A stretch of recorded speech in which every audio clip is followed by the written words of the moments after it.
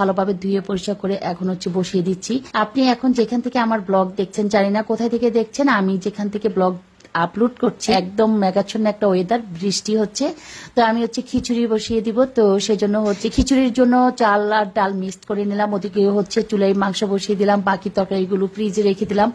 আবার এদিকে হচ্ছে বাসার টুকিটাকি একটু একটু করে একটু গুছিয়ে নিচ্ছি, একটু ফ্রেশ করে নিচ্ছি। কারণ যেদিন খিচুড়ি আর মাংস বসাবেন সেদিন দেখবেন যে আপনার হাতের কাজ অনেক কমে যাচ্ছে। সেক্ষেত্রে হচ্ছে আমি একটু করে হচ্ছে বাসার আনাচে কানাচের দিকে তাকাই, আর যেখানে যেখানে মনে করি একটু করে ধোয়া পরিষ্কার বা পরিষ্কার করা প্রয়োজনীয় সেগুলোকে হচ্ছে পরিষ্কার করে নিই। আমি হচ্ছে বেসিন ভর্তি করে রেখেছিলাম, এখন হচ্ছে জাস্ট শোপিস গুলোকে সাবান দিয়ে ধুয়ে পরিষ্কার করে ফ্যানের মধ্যে রেখে কাপড় দিয়ে মুছে একদম ফ্রেশ করে রেখে দিই। আসলে বাসার পরিষ্কার পরিচ্ছন্নতা, রান্নাঘরের কাজ বা প্রত্যেকটা বাসার আনাজ কানাজ দেখা কিন্তু একজন গৃহিণীর সবচেয়ে বেশি দায়িত্ব। তবে তার মাঝে হচ্ছে অনেক সময় বাচ্চারা হেল্প করে, আবার হচ্ছে কি যে বাসায় যারা থাকেন তারা হেল্প করে।